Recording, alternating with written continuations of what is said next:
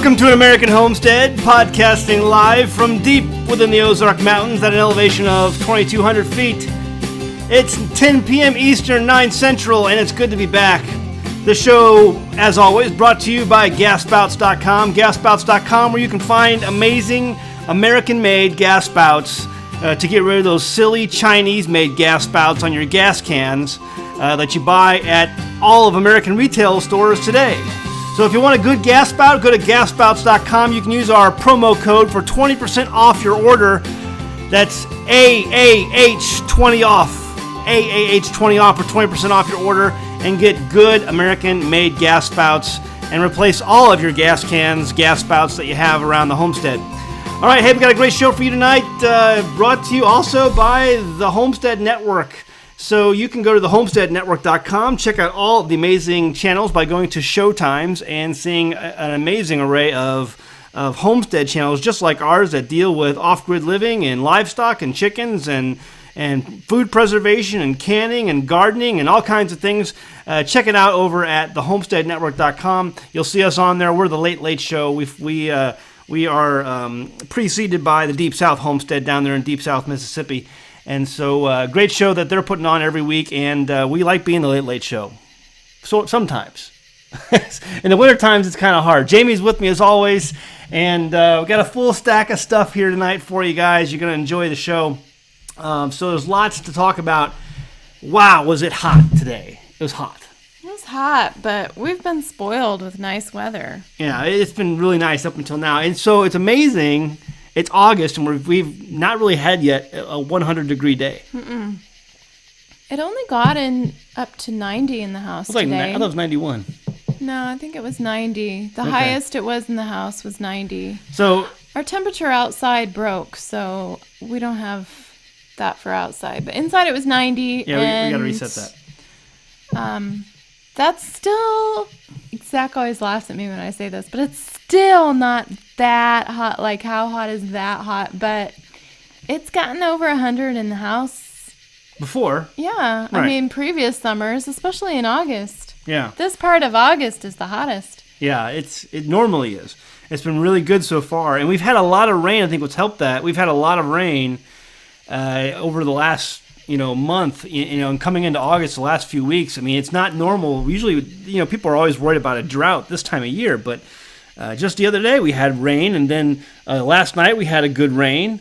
And yeah, we had an inch last night, I think. Normally, on a day like today, we would be down at the creek. We have a really nice creek that's only just, a few miles down the road, and we can jump in, but we went to the creek on, was it Friday?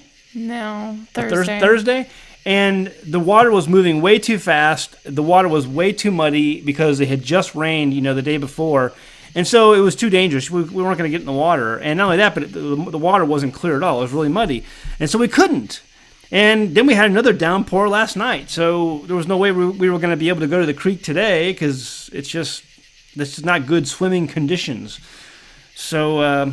that is what it is. It's just a weird summer. It just feels weird. I mean, it's like, it's not right. The tomatoes in the garden are just not getting ripe. Yeah, there's lots of green tomatoes out there. But I think there's a bug that just came in. Oh, it's a June bug. Oh, yeah. Or something. Something just flew in the house, and I'm going to have to deal with it while Jamie talks. You want me to talk about the bug? I don't know. Yeah, it's just... Whoa. Okay, he's knocking stuff over. It's just a weird summer. Like, I'm really worried because I've only been able to do one big batch of canning of our salsa with our tomatoes. And usually by this time, we're picking laundry baskets full of tomatoes like twice a week. And I've gone out with a bowl. I can pick a good big serving size bowl full of tomatoes twice a week, but still, I'm really getting a little bit nervous. Like maybe we're not going to have our good tomato crop like we always do every year. I think he got it out. June bug is gone. That was a big one. So we should have saved it for the collection. Well, I was noticing all of the green tomatoes that were out there. We could have fried green tomatoes. Yeah, but I'm talking about preservation. I know.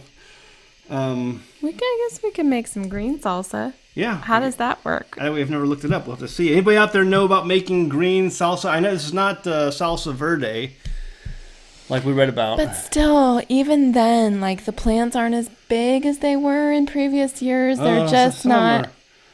I don't know if No, it has to be they're not. it has to be the cooler temperatures we've been getting. It's been down sometimes in the 60s in July, and that's just not normal. Well, it's in August, not tomato weather. Yeah, it's not tomato weather. So I still have confidence we're going to be getting some good tomatoes. There's so many green ones out there. We just need a little bit of heat to send them over the edge and start ripening up. And the plants are still growing. So anyway, so you mentioned saving the bug. So what do we got coming up tomorrow? Well, we are taking our things to enter into the fair, the county fair that happens in the summer once a year. Right. It's a little county fair, but it's fun, and it's fun for the kids. They like to get their stuff together, and Caleb he's got his little Lego house built, so he's going to take that. They take anything, really. Like, I mean, they love to have entries from the kids. They put everything out. You can enter anything, like rocks. If you find three interesting rocks, you can submit a rock collection. You could submit a paper wasp nest that you found. You could, anything. Like, you could submit, what are some weird things we've seen? Antlers from the year before, obviously garden produce. Like, so I'll be entering a number of garden produce this year. I can enter in green tomatoes, I can enter in ripe tomatoes, I can enter in sugar cane, I can enter in sweet potato, I can enter in some squash, or just all kinds of things. Anything I want to enter in, I can enter in a number of different categories. And so we're going to do that this year. But that's the veggies category. I mean, they have art, they have... writing. Yeah, they have... You want to do a table setting. I was thinking about that, and I was also thinking about maybe doing something that I had written. I just didn't get to it. They have table settings and every year she critiques the table settings. I too. So, and so what they do is they set up these little small tables, and they put a place setting on it, and they decorate the table.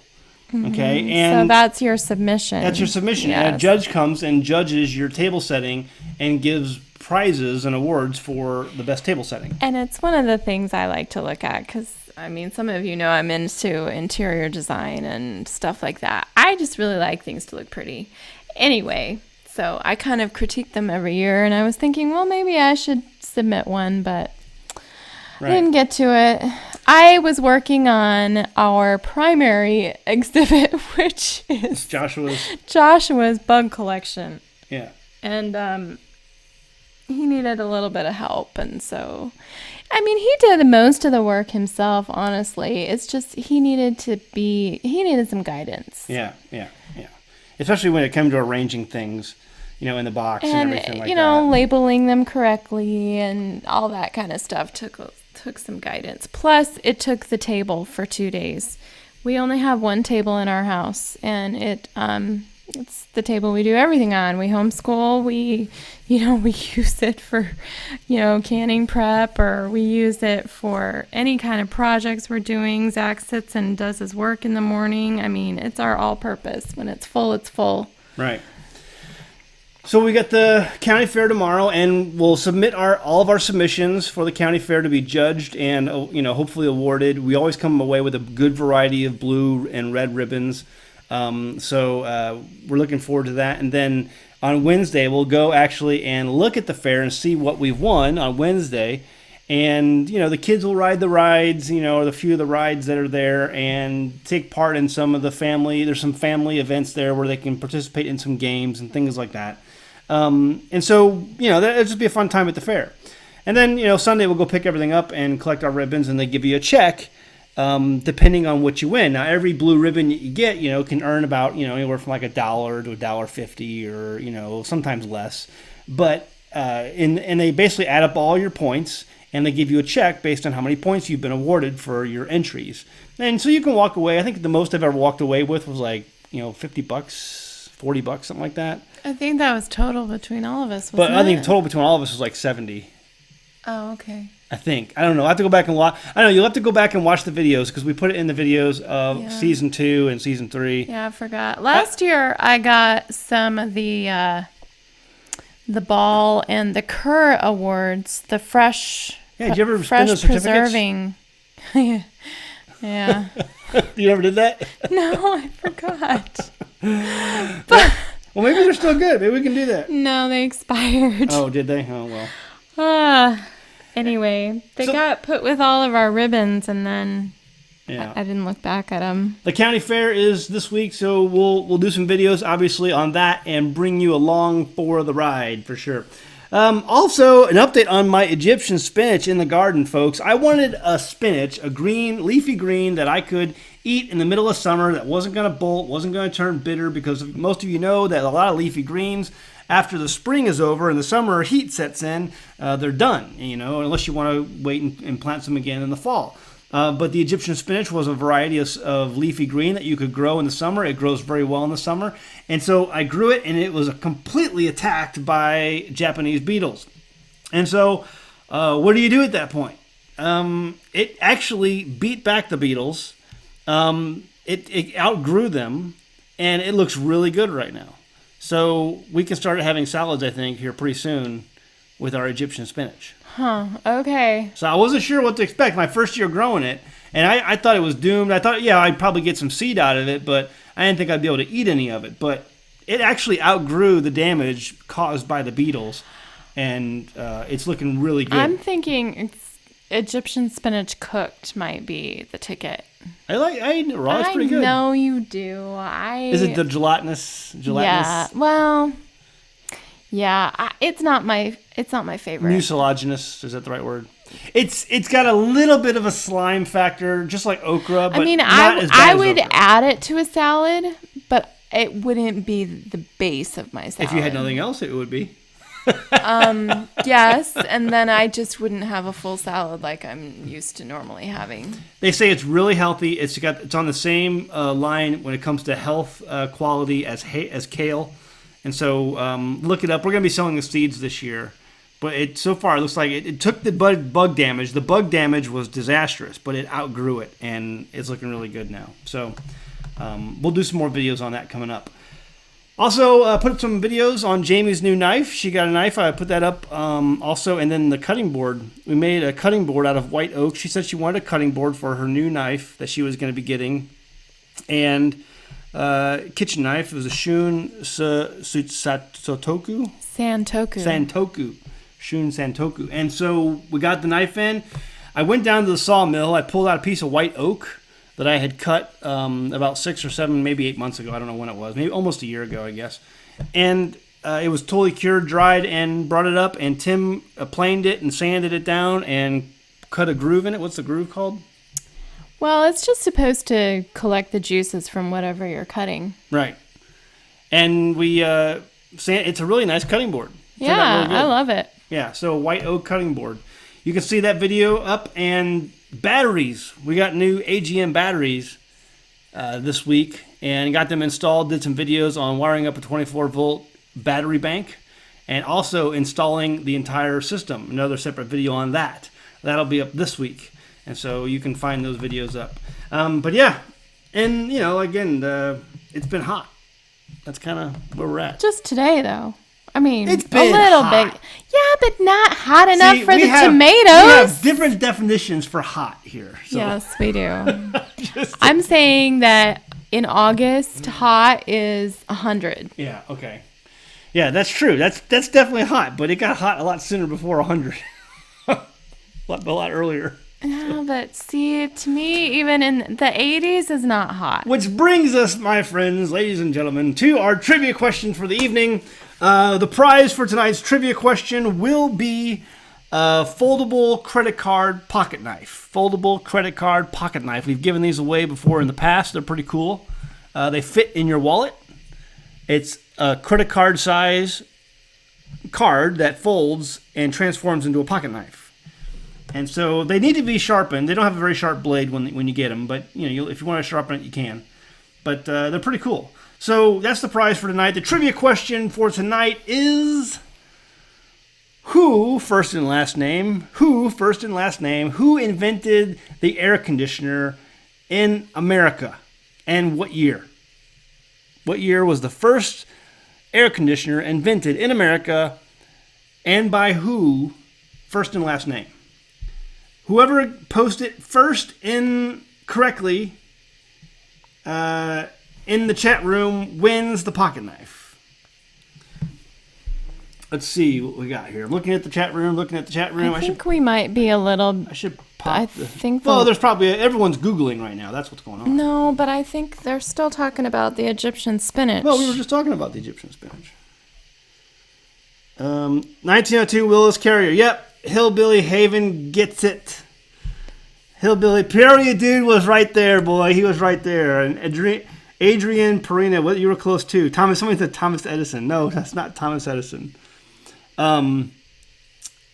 Yeah, Hillbilly Haven wins it. Great job, Hillbilly Haven. You're quick on the Google fingers.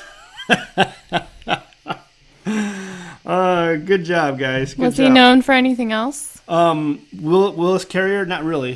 He was a graduate of Cornell University and graduated with a degree in engineering.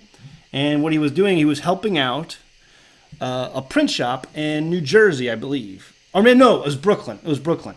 In Brooklyn, New York, a print shop was producing a magazine with the full color the front cover was in full color. So it was a magazine, very popular across the nation, and the cover of the magazine was printed in color. And the owner of the print shop was upset because the colors were not sticking because the humidity was too high, and he needed a way to cool down the building and lower the humidity. Cooling down the building was not that big of a deal. That had been done before with different methods of ice and things like that, but and fans. But when it came to lowering the humidity, that was something they did not know how to do. And so he came up with the first air conditioner. Oh, Hillbilly Haven says she actually knew that. I actually knew that. Good job, Hillbilly Haven. You're smart. I'll never doubt you again. But yeah, so he basically came in. It took him a few weeks to figure it out, but he figured out a way to lower the humidity and cool at the same time, thus creating the first electric air conditioner. And that was in 1902 in Brooklyn, New York, by Willis Carrier, who later went on to found the Carrier Corporation, which is still in existence today. So there you go. But great job. All right, so Hillbilly Haven. And what year was that? 1902. 1902. It took a long time to take off. We'll talk about that in a minute. But Hillbilly Haven, you need to send me a message on YouTube or just go to our contact page on our website at AmericanHomestead.com and send me an email with your address so I can get you this in the mail. Okay, I'll look for that tomorrow or tonight. Just send me. Go to the website if you can. Use the contact page and send us an address. We'll get that out to you. So congrats on that, and thanks to everyone else for playing. You guys did a great job. Peoria Dude was very close behind. Anyway, so yeah, it took a long time to get into the houses. Basically in the 1950s, and 1906 he patented the air conditioner in 1906, so a few years later. It took a while to get through the government bureaucracy to patent this stupid thing. But after he did, well, government bureaucracy is what it is. It's, I'm just laughing at your stupid thing remark. Okay. And then after he got through that, then eventually, where it went next, where it became popular next? It's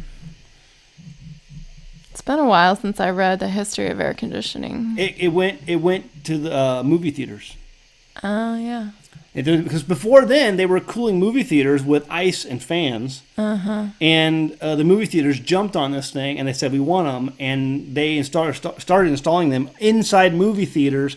And it was a big hit and people would they thought it was magic. They went into the movie theaters to get into this cool air. And because it was all throughout the movie theater at that point. And then after that, it moved into the South, where it went to factories first. Like textile industry, because the cotton industry was so popular in the South. Yeah. And in dry and different humid conditions, going back and forth, it was really hard on the threads from the fiber of the plants they were growing, whether it was flax or cotton, and it was damaging the textile industry. And so what the textile industry had to do was shut down during the summer months just so they wouldn't damage the products that they were making. And so the air conditioner, they brought in the air conditioners, and they were allowing them to run full steam ahead year round. And so was it that the machines were overheating with the friction of the fibers and everything was breaking the fibers? I don't. It sounded like it was the weather that was breaking the fibers. Maybe it was the machines. The machines I didn't think to be so hot. I think they were mostly steam powered. I'm not sure, but the steam would be somewhere else running those machines, or they were electric. Some of them probably as well. Either way, they did it for two reasons. Number one, it kept their employees cool so that they could work longer. And work without stress, and have their wits about them, because you get so hot in those hot buildings, you start your mind can go, and you can get heat exhaustion. And so they wanted to keep their employees cool so that they could work longer. And number two, they could work during the summer months and produce textiles, clothing, and fabrics during the times when the weather was the most humid. There was an article I wrote about, I think, was it last summer, that I put on the website about the history of the school year and how they used to vacate the cities during the summer. Mm-hmm. The cities were the hottest places to be. Nobody wanted to be in the cities during the summer. Everyone wanted to go to the country or to the coast. Right. And it was during that time also when skyscrapers started to be built back in the 20s and 30s, really, because then they could, buildings could only be a few stories tall. Number one, because they had the windows open all the time, and the taller you got, the more wind you got, and so it became unbearable. So with air conditioning, they were allowed to build skyscrapers, and so they started doing that. And as air conditioning technology improved, they got a little more efficient with these things. It just got better and better. And eventually it got smaller and smaller so they could fit them into homes back in the late 40s and early 50s. And that is when the population exploded in the South. And I have told people on this channel before, and they questioned me. They said, Zach, because I was incorrect when I said no one lived in the South before 1950. And, sure, people lived in the South before 1950. But the majority of people who live there now did not. And so I looked up the stats, and I think I wrote it down. It says only 28% of the American population lived in the southern tier of the United States in 1950. 1950, 28% of the entire American population lived in the southern tier. By the year 2000, it was over 40%. 40%, almost half, we're getting close to half now, the U.S. population lives in the southern tier of the United States. Why? It was air conditioning. It was a mass migration, especially in the summer months, because of the invention of the air conditioner. People just did not want to live down there. Now, when you get closer to the equator, you still have some days down there where, in the oceans or the islands, it gets, the wind's blowing and you have nice, temperatures. You grew up in the tropics. It didn't get to 90s and 100 degrees, did it? I grew up in the mountains in the tropics. But even on the coast, it didn't get down like that high, did it? Yeah. Mm-hmm. 90s and 100? Oh, sure. Mm-hmm. Okay, well, maybe I'm wrong on that. But, again, the population exploded down in the South when the invention of the air conditioner came about. The affordability became, accessible for the average household.